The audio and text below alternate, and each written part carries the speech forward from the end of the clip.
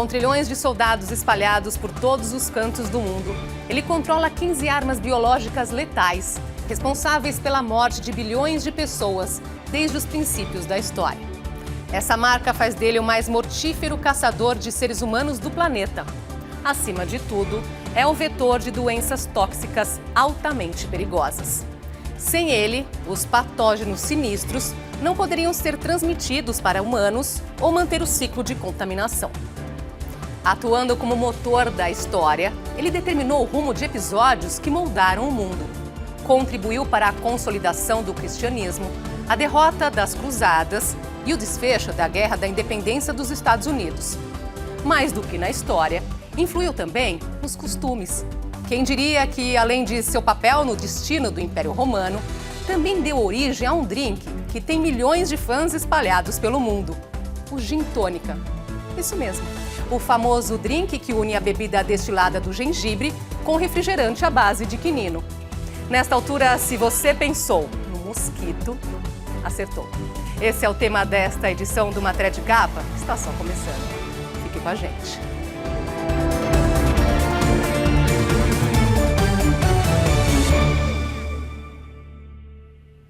Ninguém ousaria tirar o crédito dos generais que ajudaram a consolidar o Império Romano. Porém, diversos historiadores registram que os exércitos de Roma contaram com um aliado poderoso, que devastou as tropas inimigas desde os tempos de Cartago. Entre os anos 264 e 146 a.C., foram travadas as guerras púnicas entre Roma e Cartago, pelo controle da Sicília e do Mediterrâneo. O nome púnica vem da palavra usada pelos romanos para se referir aos habitantes da República de Cartago, cidade-estado fenícia que controlava o norte da África. Para os romanos, os cartaginenses eram os púniti, ou seja, fenícios. Em dezembro do ano 218 a.C., após uma difícil travessia dos Alpes, o general Aníbal entrou com um exército de 40 mil homens no norte da Itália. Apesar do bloqueio imposto por Roma, Aníbal venceu a Batalha de Trébia, causando pelo menos 28 mil baixas aos romanos. Animados pela vitória, os cartaginenses seguiram rumo ao sul, a caminho de Roma. Mas não contavam com um inimigo poderoso e quase invisível. Depois de cruzarem os montes Apeninos, chegaram aos pântanos infestados de mosquitos transmissores da malária. O próprio Aníbal contraiu a doença que devastou suas tropas. Apesar disso, eles ainda conseguiram 2 vitórias contra os romanos. Ao se aproximar de Roma, o exército cartaginês mais uma vez se deparou com os pântanos, que cercavam a cidade. Esse fato é retratado em detalhes pelo historiador Robert Salares, no livro Malária e Roma, uma história da malária na Itália Antiga. Mais uma vez, as tropas de Aníbal foram atacadas pelos mosquitos. Além desse inimigo, os cartaginenses tiveram outra surpresa. Os romanos tinham decidido atacar Cartago, forçando Aníbal a retornar para defender seu país. Enfraquecidos, os cartaginenses foram derrotados pelos romanos em 202 a.C. Com a ajuda do mosquito, essa vitória de Roma produziu inúmeros efeitos históricos. O império que se ergueu em seguida iria dominar a Europa, norte da África e Oriente Médio por 700 anos e influenciaria profundamente o desenvolvimento da civilização humana e da cultura ocidental.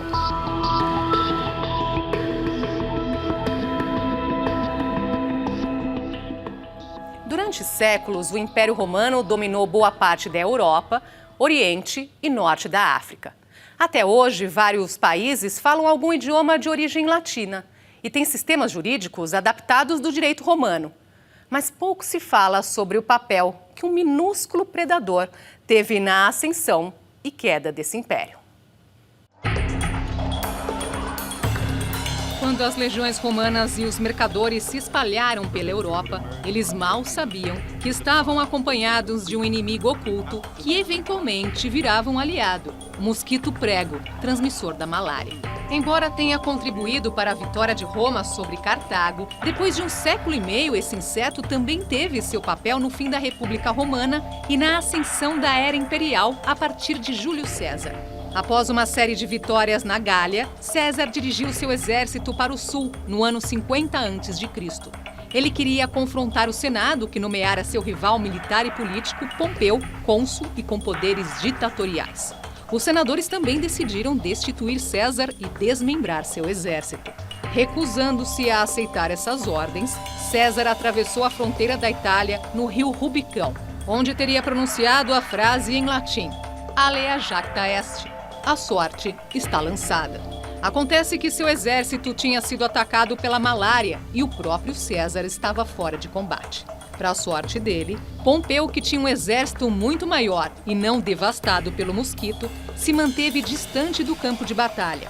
Mais tarde, com suas legiões revigoradas, César impôs uma série de derrotas a Pompeu, que acabou sendo assassinado ao tentar se refugiar no Egito. O mesmo destino aguardava César, morto num complô no ano 44 a.C. Enquanto isso, nos pântanos ao redor de Roma, o mosquito esperava para atacar de novo. Vários ditadores à frente do Império Romano tiveram acessos de malária. Otaviano Augusto, que assumiu o trono após a morte de César, e Tibério, seu sucessor, foram alguns deles. Outros, como Vespasiano, Tito e Adriano, foram vítimas fatais da doença. Ironicamente, no auge do poder, César havia planejado drenar os pântanos ao redor de Roma para transformar a área em terrenos cultiváveis e eliminar a praga. Mas morreu antes de conseguir executar seu plano.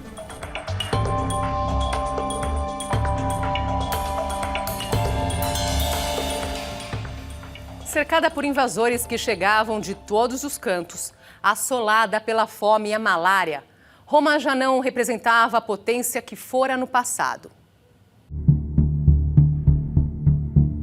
Diante de um quadro desolador, o imperador Constantino transferiu a capital de Roma para Constantinopla, atual Istambul, no ano de 330 d.C. O império foi então dividido entre Oriente e Ocidente. Isso foi um convite para novos invasores. Os primeiros foram os visigodos germânicos, liderados pelo rei Alarico. No ano de 408 d.C., esses povos bárbaros cercaram Roma. A fome e as doenças, entre elas a malária, agravaram a situação, corroendo a resistência romana. 2 anos depois, 410 d.C., os invasores ocuparam a cidade promovendo uma onda de saques e violência.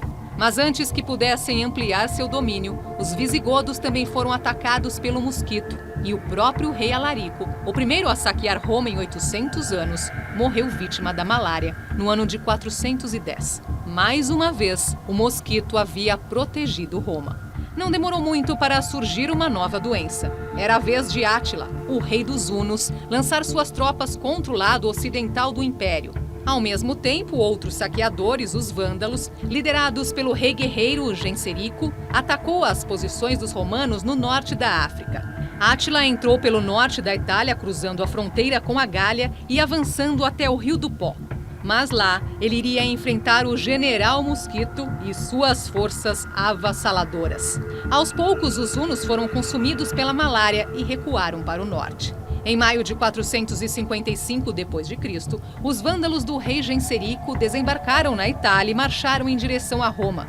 Durante semanas, eles saquearam a cidade e capturaram homens como escravos. Mas quando começaram a ser dizimados pelos mosquitos, Genserico retirou suas tropas e retornou a Cartago.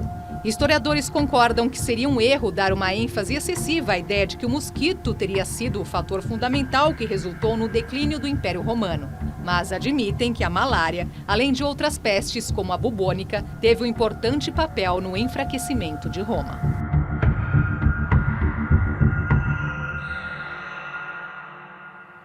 Dois séculos após a crucificação de Jesus, os cristãos ainda eram uma minoria perseguida e considerada uma ameaça ao Império Romano. Mas a perseguição se mostrou incapaz de conter a fé e até estimulou a expansão do cristianismo.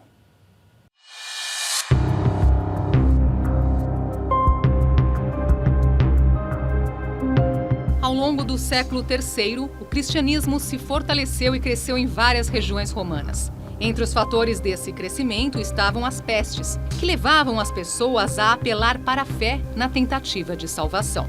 Justo quando se espalhavam as histórias de curas atribuídas a Jesus.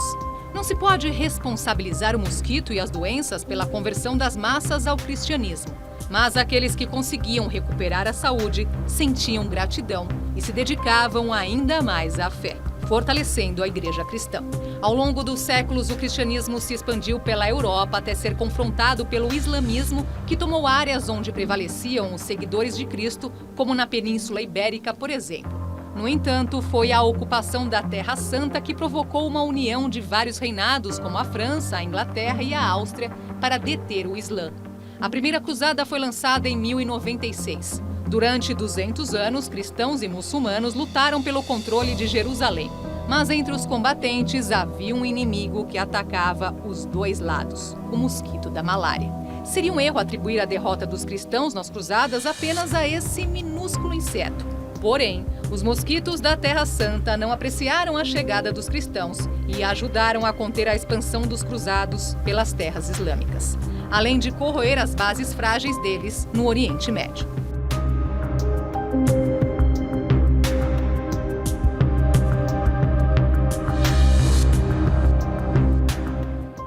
Fator decisivo no destino de impérios e nações, o mosquito destruiu economias e foi protagonista em diversos momentos cruciais da história.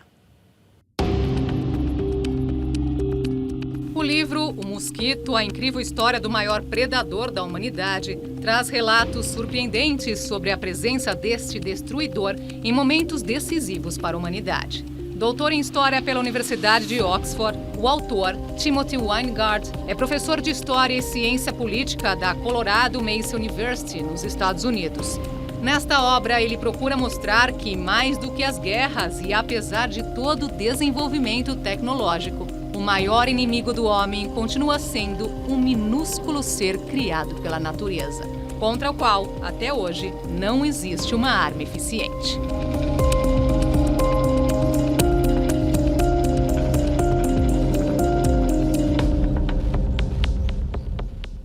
Em palestra na Universidade Colorado Mesa, onde leciona, o professor Timothy Weingart explica de forma bem detalhada o conteúdo de seu livro. Vivemos num mundo muito perigoso, sem dúvida. Cobras, tubarões, aranhas, lobos e crocodilos estão por aí, além de alguns humanos. Mas o verdadeiro perigo está no seu quintal. Uma mega esquadrilha de mosquitos patrulha cada ponto do planeta. 110 trilhões de nosso inimigo mais mortal, contra 7 bilhões e 700 milhões de humanos. Há grandes predadores, mas o mais mortal tem o tamanho e o peso de uma semente de uva. Apenas as fêmeas picam, porque precisam do nosso sangue e o dos animais para o que estão programadas a fazer, procriar. O sangue as ajuda a crescer e alimentar seus óvulos. Quem pode culpá-las? Mas é desta pequena criatura que vocês precisam ter medo. Desde 2010, temos taxas de mortalidade de humanos por animais. Ataques de cobras, cachorros, moscas como a tsetse, crocodilos, tubarões, lobos. Chega-se a um total de 830 mil. Uma queda significativa em relação às 2 décadas anteriores, quando os números giravam em torno de 2 milhões ao ano. Graças aos esforços da Fundação Gates e outras organizações, esses números estão diminuindo. Mas o mosquito ainda é nosso maior predador. Sozinho, sem um patógeno, ele é inofensivo. No máximo, deixaria uma coceirinha. São os patógenos transmitidos pelo mosquito a nós e aos animais que fazem o estrago. Criaturas que a gente nem imagina são contaminadas. Os macacos sofrem com a malária, assim como os répteis. Eles estão em todos os lugares. Cavalos contraem doenças transmitidas por essas picadas. Pássaros são um reservatório de doenças transmitidas por ele. De uma forma geral, essas doenças podem ser divididas em 3.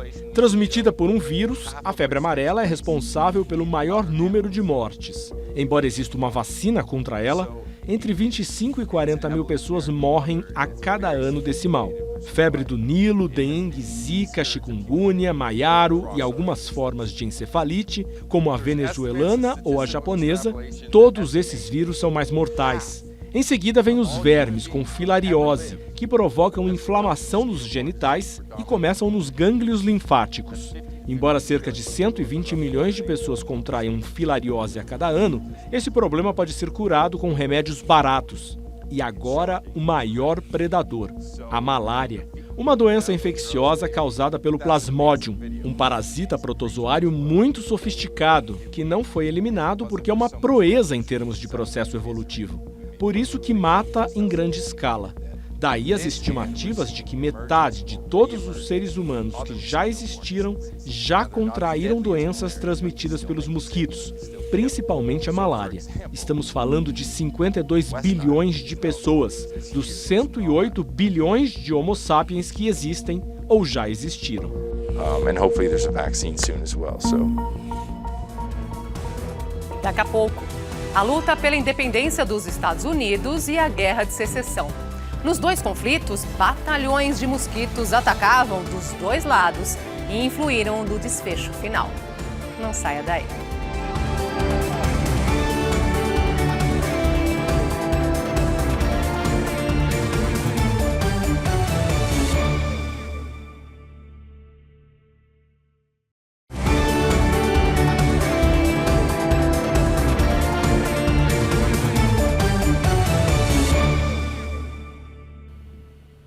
Nas duas guerras travadas no território dos Estados Unidos, primeiro a da independência, depois a da secessão, o mosquito estava presente. Ora de um lado, ora de outro. Não foi o fator decisivo nos conflitos, mas teve um papel importante.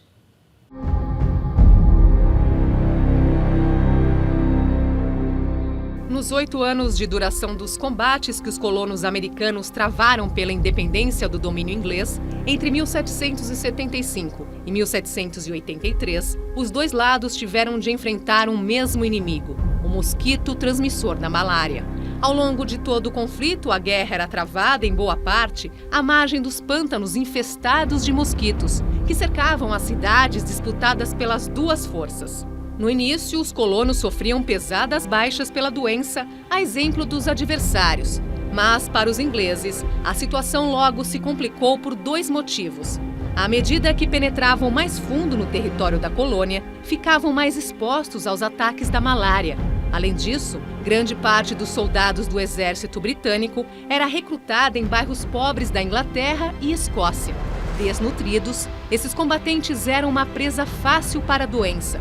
A partir de 1778, os ingleses tinham de enfrentar 5 inimigos: os colonos rebeldes, a França, que se aliou à causa americana, seguida pela Espanha e a Holanda. O quinto adversário era o general Anófeles, o transmissor da malária, que provocava mais baixas entre os ingleses do que muitas das batalhas. Era demais, mesmo para a potência militar dos ingleses, que foram obrigados a assinar o Tratado de Paris em 1783, reconhecendo a independência dos Estados Unidos.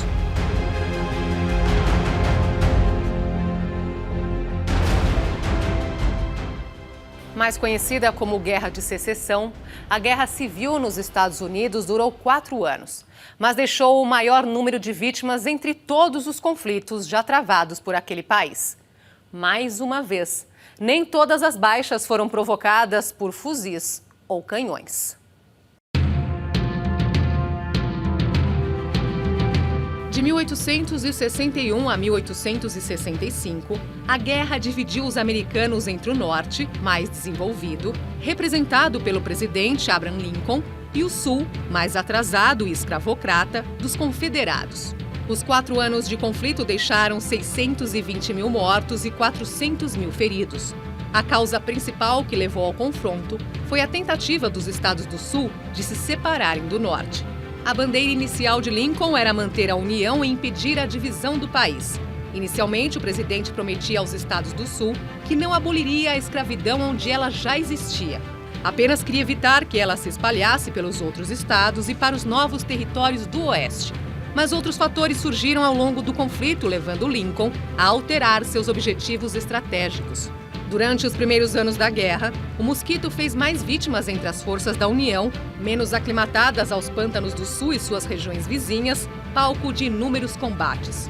Além dos sulistas, o norte enfrentava a malária e a febre amarela. Mas após 2 anos de conflito, as forças do norte ganharam um aliado poderoso, o quinino, tão importante para a vitória quanto os fuzis e canhões. Mais rico, o norte conseguia dispor de maiores quantidades do remédio que ameniza os efeitos da malária, enquanto o sul, com menos recursos, não tinha a mesma facilidade. A certa altura da guerra, outro fator preponderante, também relacionado ao mosquito, desequilibrou a balança em favor da União. Em 1º de janeiro de 1863, Lincoln assinou o decreto que proclamou a emancipação dos escravos e libertou, inicialmente apenas no papel, 3.500.000 afro-americanos escravizados. Em seguida, ele autorizou o alistamento dos negros para combater as tropas sulistas. Para esse contingente da população, a derrota do Sul, escravocrata, era vital. Mas afinal, onde entra o mosquito nessa história? Acreditava-se na época que os combatentes negros teriam maior resistência contra as doenças transmitidas pelos mosquitos, mas os números de baixas entre eles não comprovaram essa tese. Dos 200.000 afro-americanos que lutaram pelo norte, 75% foram contaminados pela malária ou pela febre amarela. Mesmo assim, a participação deles na luta foi um fator importante na vitória da União, até porque sabiam que estavam lutando pela própria liberdade.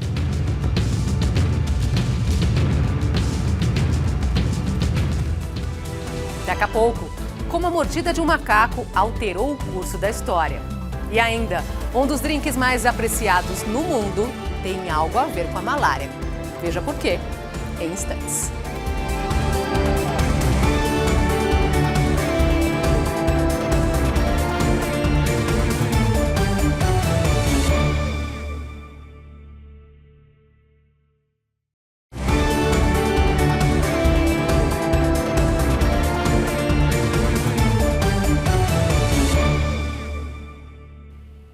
Não foi só o mosquito que mudou o curso da história. Para o bem ou para o mal, pombos, ratos, pulgas e até um macaco já interferiram no rumo dos acontecimentos. Fim da década de 1340. Apelidada de peste negra, uma pandemia mortal dizimou 1/3 da população da Europa na época. Mais ou menos 25 milhões de pessoas. Para muita gente, um castigo divino. Mais tarde, pesquisadores identificaram o culpado, a bactéria Yersinia pestis, que contamina ratos e é transmitida aos humanos pela picada de pulgas infectadas. Com a escassez de mão de obra em várias regiões devido ao declínio da população, os camponeses passaram a exigir salários mais altos e aumentaram seu padrão de vida. Primeira Guerra Mundial, outubro de 1918. Apesar de ter sido gravemente ferido por tiros inimigos, o pombo Cher Ami, ou querido amigo em português, entregou uma mensagem ao batalhão do major Charles Wiltshire, que estava sumido. Os soldados estavam presos ao lado de uma colina no nordeste da França, cercados por alemães enquanto eram bombardeados pelo fogo amigo. Na volta, ele levou um recado de Wiltshire com a localização de seus homens e salvou a vida de 194 soldados. Pelo ato heróico, o pombo recebeu a maior honraria militar da França. Grécia, outubro de 1920. O rei Alexandre caminhava pelo jardim quando seu cachorro começou a brigar com um macaco de estimação. Quando o monarca tentou separar a briga, outro macaco se aproximou e o mordeu. As feridas do rei infeccionaram e ele morreu no final do mês. Alexandre havia sido coroado em 1917 durante a Primeira Guerra, após seu pai, o rei Constantino I, abdicar do trono. Como Constantino defendia a neutralidade na guerra, foi pressionado a desistir de sua posição pela Tríplice Entente, formada por França, Grã-Bretanha e Rússia. No final de 1920, Constantino reassumiu o trono. No entanto, durante seu segundo reinado, ele liderou sua nação numa guerra contra a Turquia, que a Grécia perdeu. Mais tarde, o inglês Winston Churchill comentou que não seria exagerado dizer que 250 mil pessoas morreram só por causa da mordida de um macaco.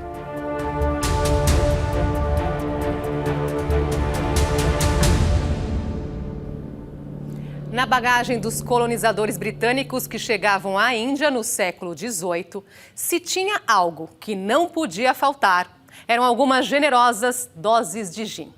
Os militares do exército colonial recebiam suas próprias reservas desse produto, mas os civis tinham que cuidar de seus estoques. Afinal, o que o mosquito tem a ver com isso? Atacados pela malária que dizimava populações em vários continentes, os colonizadores ingleses na Índia recorreram a uma receita que os espanhóis haviam aprendido com os incas durante a ocupação do Peru, o quinino, produzido a partir da casca de uma árvore chamada cinchona. A princípio, o extrato era adicionado à água, o que deu origem à água tonificada com quinino. Ao longo de décadas, o produto foi usado no combate à malária. Mas como o sabor era muito amargo, os ingleses resolveram adicionar gin, o que resultou no famoso drink. A mistura era considerada tão importante que o exército britânico distribuía a bebida para os militares, enquanto entre os civis, só os funcionários do governo tinham suas próprias cotas. Mais tarde, descobriu-se que para ter algum efeito contra a malária, era preciso ingerir grandes quantidades de quinino, o que provocava vários efeitos colaterais, além de não eliminar a doença. De tudo isso, o que acabou ficando mesmo foi o gin tônica, até hoje apreciado por muita gente em todo o planeta.